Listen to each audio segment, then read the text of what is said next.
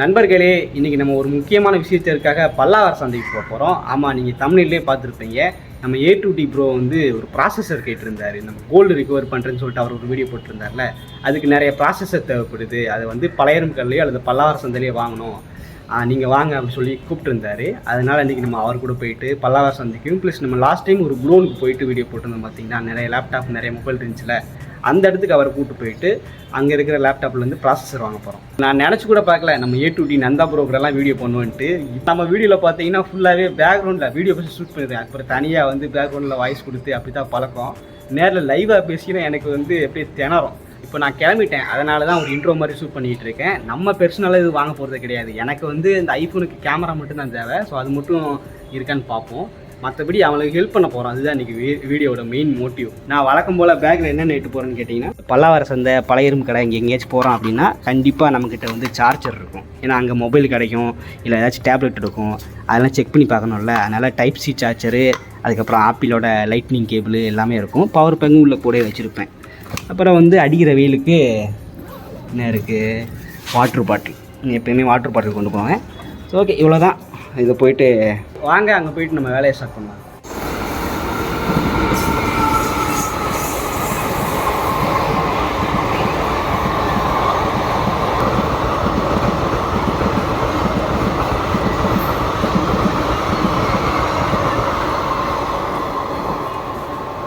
இப்போ டைம் பார்த்தீங்கன்னா காலையில் 11 மணி ஆகுது. வெயில் இப்போயே பயங்கரமாக மண்டையை புழக்க ஆரம்பிச்சிருச்சு.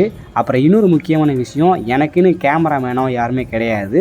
நம்ம நந்தா ப்ரோ கூட சேர்ந்து ஒர்க் பண்ண போகிறோம். அதனால் நான் வீடியோ ஷூட் பண்ண முடியுமா தெரியல. கிடைக்கிற கேப்லலாம் வீடியோ ஷூட் பண்ணி அதை ஒரு கிளிப்பாக ஆட் பண்ணுறேன். ஓகே, இப்போ நம்ம பல்லாவரம் சந்தைக்கு வந்தாச்சு. கொஞ்சம் நேரம் வெயிட் பண்ணிகிட்டு இருந்தேன். அதுக்கப்புறம் நந்தா ப்ரோவும் அவங்க டீமும் வந்துட்டாங்க. அவங்க வர்றப்பெல்லாம் வீடியோ ஷூட் பண்ண முடியல. ஏன்னா அவங்க வர்றாங்க, நம்ம ஒரு கையில் ஃபோனில் ரெக்கார்ட் பண்ணிக்கிட்டு வாங்க எப்படி இருக்கீங்க அப்படின்னு கேட்க முடியும். அதனால் ஃபோனை தொடவே இல்லை.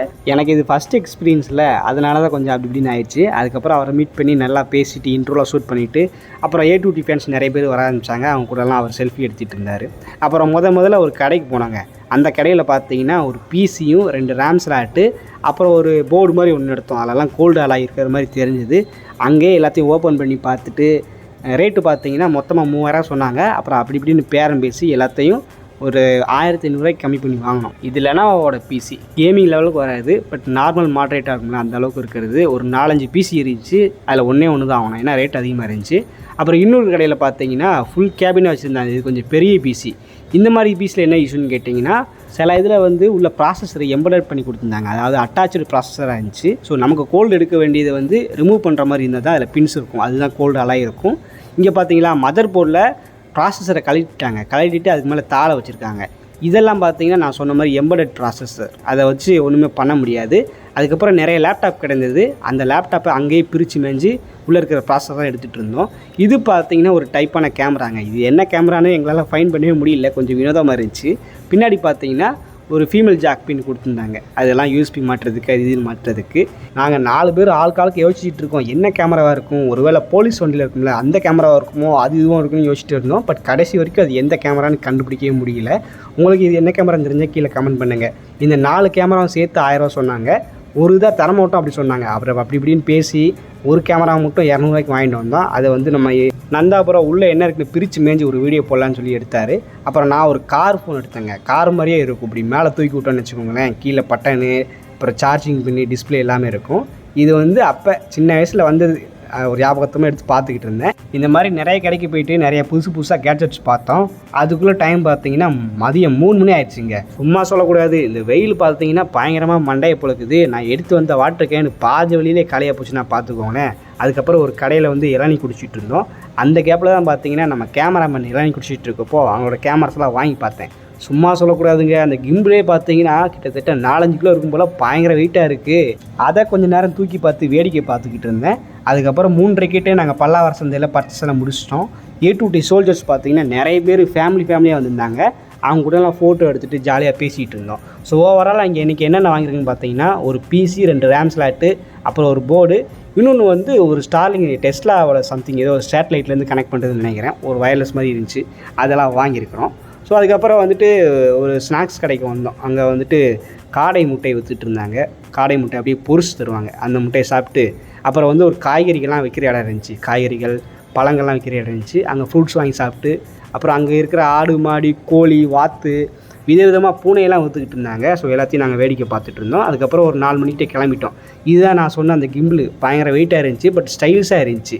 இதில் ஒரு சோனி கேமராவை மாட்டி வச்சுருந்தாங்க. அதுக்கப்புறம் நந்தாபுரம் வந்து கையில் கோப்ரோ வச்சுருந்தாரு. அப்புறம் அதுன்னு நிறைய கேமரா இருந்துச்சு. ஃபஸ்ட் டைம் இப்போ தான் நான் பெரிய பெரிய கேமராலாம் கையில் தூக்கி பார்க்குறேன். அதுக்கப்புறம் ஒரு 4:30க்கு மேலே நாங்கள் பழைய இரும்பு கடை குடோனுக்கு போக ஆரம்பிச்சிட்டோம். நம்ம வீட்டு பக்கத்துலலாம் பார்த்தீங்கன்னா சின்ன சின்ன பழைய இரும்பு கடையாக இருக்கும்ல, அந்த கடைக்காரங்கெல்லாம் மொத்தமாக அந்த எலக்ட்ரானிக் கேட்ஜெட்டு பழைய இரும்பு பொருள் தாள் பேப்பர்னு சொல்லிட்டு அங்கே தான் போயிட்டு ஹோல்சேலில் விற்பாங்க. நம்ம சின்ன சின்ன பழைய இரும்பு கடைக்கு போகிறத விட அந்த மாதிரி குடோனுக்கு போனோம்னா அங்கே நமக்கு தேவையான நிறைய எலக்ட்ரானிக் கேட்ஜெட் இருக்கும். தேவையான பொருட்களை ஈஸியாக வாங்கலாம்னு சொல்லிட்டு நாங்கள் அந்த மாதிரி குடோனுக்குலாம் போகிறோம். ஸோ அந்த குடோனில் வீடியோ ஷூட் பண்ணுறதுக்கு முன்னாடி அவங்க வந்து லொக்கேஷன் ஷேர் பண்ண வேண்டாம் அப்படின்னு சொல்கிறாங்க. எதனாலன்னா அங்கே நிறைய பேர் ஒர்க் பண்ணிகிட்டு இருப்பாங்க. பழைய இரும்பு உடைக்கிறது, இந்த பிளாஸ்டிக்கை அடுக்கிறது, தூக்கி வண்டியில் ஏற்றுறதுன்னு சொல்லிட்டு. ஸோ நீங்கள் லொக்கேஷன் ஷேர் பண்ணி அங்கே நிறைய பேர் வர ஆரம்பிச்சிட்டாங்கன்னா எங்களுக்கு வேலை பாதிக்கும், அதனால தான் லொக்கேஷன் ஷேர் பண்ண வேண்டாம் அப்படின்னு சொல்லிட்டு நம்மக்கிட்ட ரிக்வெஸ்ட் பண்ணுறாங்க. நம்ம அதுக்கு மேலே என்ன பண்ண முடியும்? நம்மளை உள்ளே அலோவ் பண்ணி வீடியோ எடுக்க விட்டதே பெரிய விஷயம்னு சொல்லிட்டு அதனால் நாங்கள் லொக்கேஷன் ஷேர் பண்ணல. அந்த குடோனுக்கு போனதும் ஒரு பக்கத்தில் பார்த்தீங்கன்னா பழைய டிவிலாம் போட்டு அடித்து உடச்சி லோடு ஏற்றிக்கிட்டு இருந்தாங்க வண்டியில். அப்புறம் நாங்கள் ஒரு பக்கமாக உள்ளே போயிட்டு பார்த்தோமா ஒரு பிசி கிடந்துச்சு. இதில் பாருங்கள் அழகாக எஸ்எம்பிஎஸ்ஸு, ஹார்ட் டிஸ்க்கு, ப்ராசஸரு, அப்புறம் பெரிபரல் காம்பனன்ட்னு சொல்லிட்டு எல்லாமே பக்காவாக இருக்குது. இந்த பக்கம் நம்ம நந்தாபுரம் பார்த்தீங்கன்னா ஒரு பாக்ஸை கண்டுபிடிச்சாரு. அந்த கடையில் ஒரு ஓரமாக அடுக்கி வச்சுருந்தாங்க. அதில் பார்த்தீங்கன்னா ப்ராசஸராக போட்டு வச்சுருக்காங்க. ஆக்சுவலி அங்கே வர்ற லேப்டாப் அண்ட் கம்ப்யூட்டர்லேருந்து இந்த ப்ராசஸரு, ரேமு, ஹார்ட் டிஸ்க்கு இது எல்லாத்தையுமே தனித்தனியாக கழட்டி ஒரு பெரிய பாக்ஸில் போட்டு வைக்காங்க. ஸோ அப்படி தான் அவங்க வந்து எக்ஸ்போர்ட் பண்ணுவாங்க போல். ஸோ அந்த மாதிரி ஒரு பாக்ஸை நம்மக்கிட்ட காட்டினாங்க. அதுக்குள்ளே பார்த்தீங்களா எத்தனை ரேமு எத்தனை ப்ராசஸர்னு சொல்லிட்டு. ஆக்சுவலி நம்ம பார்த்தீங்கன்னா ஒரு எக்ஸ்பெரிமெண்ட் ப்ராஜெக்ட்டுக்காக இந்த மாதிரி ப்ராசஸர் அண்ட் ரேமில் வந்து தங்கம் எடுக்க முடியுமான்னு சொல்லிட்டு இந்த மாதிரி கலெக்ட் பண்ணிகிட்டு இருக்கோம். ஆனால் உண்மையிலேயே இதுக்காகவே ஸ்பெசிஃபிக்காக லைசன்ஸு அப்ரூவல்லாம் வாங்கி இந்த ரேமு அண்ட் ப்ராசஸர்லேருந்து தங்கத்தை எடுக்கிற டீமெல்லாம் இருக்குது போல். நான் நிறைய பழைய இரும்பு கடையில் கேட்டு பார்த்தேன். எல்லாருமே இந்த மாதிரி ப்ராசஸரை கலெக்ட் பண்ணுறது அந்த பர்பஸ்க்காக தான் இருக்கும் அப்படின்னு சொல்கிறாங்க. சரி ஓகே, நம்ம வந்து ஒரு ப்ராஜெக்ட் தேவைப்படுதுன்னு சொல்லிட்டு இந்த கடையில் நமக்கு தேவையான ப்ராசஸர்லாம் வாங்கிட்டு இருந்தோம். இந்த ப்ராசஸரில் பார்த்தீங்கன்னா சில ப்ராசஸர் வந்து பின்னே இல்லாமல் இருக்குது. நான் ஆரம்பத்தில் காட்டினோம்ல ப்ராசஸரில் சின்ன சின்ன பின்னாக இருக்கும். அது வந்து கோல்டு கலரில் மினுங்கும் பார்த்தீங்களா, அதில் தான் கோல்டு அலாய் இருக்கும். ஆனால் இதில் ஒரு சில ப்ராசஸரில் பார்த்தீங்கன்னா அந்த மாதிரி பின்னே இல்லை. அதாவது ஃபீமேல் ஜாக் ப்ராசஸர் ஃப்ளாட்டாக இருக்கும். ஸோ அந்த மாதிரி ப்ராசஸர் இருந்தது. அது வந்து இண்டஸ்ட்ரிக்கு யூஸ் ஆகும். அவங்க தங்கத்தை எடுக்கிறதுக்கு இதை போட்டுப்பாங்க. பட் நம்ம ஒரு ப்ராஜெக்டாக தான் பண்ண போகிறோம். பின் இருந்தால் தான் அதில் கொஞ்சமாச்சும் தங்கம் கிடைக்கும். இங்கே 1 கிலோ ப்ராசஸரே பார்த்தீங்கன்னா 5000 சொல்கிறாங்க.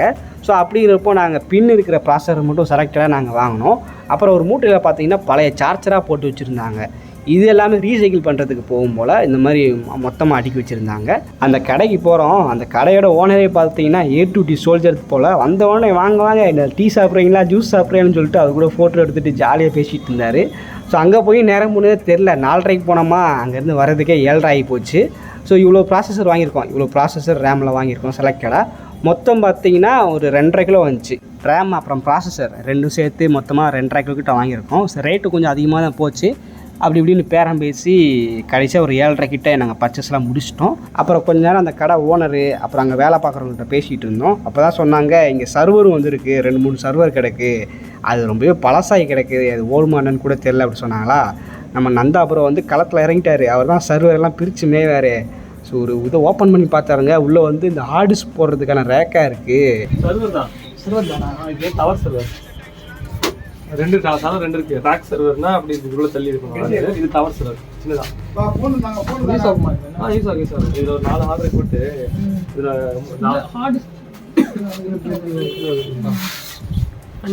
சர்வரில் என்னென்ன இருக்குது எப்படி இப்படின்னு சொல்லிட்டு நிறைய எக்ஸ்பிளைன் பண்ணிகிட்டு இருந்தார். அதுக்கப்புறம் 4 ஹார்ட் டிஸ்க் போடுறதுக்கான ரேக் இருந்துச்சா, அதை ஓப்பன் பண்ணி பார்த்து மானிட்டரை கீபோர்டெல்லாம் கனெக்ட் பண்ணி ஒரு சர்வரை ஒர்க்காக வச்சுட்டாருங்க. அதில் ஏதோ சாஃப்ட்வேர் பூட் ஆகிட்டு இருந்துச்சு. இந்த ஒரு சர்வர் நல்லா பக்காவாக ஒர்க் ஆகுது. அப்புறம் இந்த சர்வர் இருக்கா, இது வந்து ஆன் ஆகுதே தவிர சிஸ்டமில் எதுவுமே வரமாட்டுக்கு. அதாவது டிஸ்பிளேக்கான அவுட்புட் எதுவுமே வரமாட்டுக்கு. அவரும் பார்த்தீங்கன்னா மேலே இருக்க மூடி ஈடி எல்லாத்தையும் கழட்டி பட்டார். வீடியோவில் எப்படி பண்ணுவார், உள்ளே என்ன இருக்குது அதை நான் பார்க்கணும் அப்படிங்கிற மாதிரி அந்த சர்வரையே பிரித்து மேஞ்சிட்டார். அதுக்கப்புறம் பார்த்தீங்கன்னா அதில் இண்டிகேஷன் லைட் மட்டும் தான் எரிய தவிர உள்ளே அந்த ஃபேன் கூட சுற்றலை, டிஸ்பிளேக்கும் அவுட்புட் வரலை. அப்புறம் இந்த சர்வரில் பிரச்சனை இருக்குது, ஒன்று நல்லா ஒர்க் ஆகுது, நீங்கள் அதை யூஸ் பண்ணிக்கலாம், இது பிரச்சனைன்னு சொல்லிட்டு அந்த கடைக்கார்ட்ட சொல்லிட்டாரு. நான் கிடைச்ச கேப்பில் சைடில் இந்த பட்டன் ஃபோனு டச் ஃபோன்லாம் வச்சுருந்தாங்க, ஸ்க்ராப் ஃபோனெல்லாம். அதில் பார்த்தீங்கன்னா ஒரு பிளாக்பெரிக்கு டைப் சி சார்ஜ் போடுற மாதிரி அவர் செட் பண்ணி வச்சுருக்காரு அங்கே இருக்க டெக்னீஷியனு. ஸோ அந்த டச் கண்ட்ரோல்லாம் ஒர்க் ஆகுது. இது பிளாக்பெரி ஃபோன் நான் சின்ன வயசில் யூஸ் பண்ணி பார்த்தது கிடையாது. ஆனால் அது ஆப்பிள் ரேஞ்சுக்கு பில்டப்லாம் கொடுப்பாங்க. அங்கே பார்த்தீங்களா எல்லாமே ஸ்க்ராப்பு பிளாக்பெரி தான் போல். அதிலேருந்து இப்போ இருக்கிற செட்டப் வர மாதிரி இந்த டைப் சி பின்னோட செட் பண்ணி அந்த வாட்ஸ்அப்லாம் ஒர்க் ஆகிற மாதிரி நிறையா பண்ணிக்கிட்டு இருந்தாங்க. அதெல்லாம் நாங்கள் வேடிக்கை பார்த்துட்டு இருந்தோம். நம்ம நந்தா ப்ரோ அந்த சர்வர்லாம் பார்த்ததுக்கப்புறம் நாங்கள் அங்கேருந்து கிளம்பிட்டோம். ஒரு 7:30 ஆயிடுச்சு அந்த குரூப்லேருந்து கிளம்புறதுக்கு. அவ்வளோதான், அன்றைக்கி நாள் எப்படி போச்சுன்னு தெரில. அதுக்கப்புறம் அவரோட ஆஃபீஸ்க்கு கூப்பிட்டு போனார்.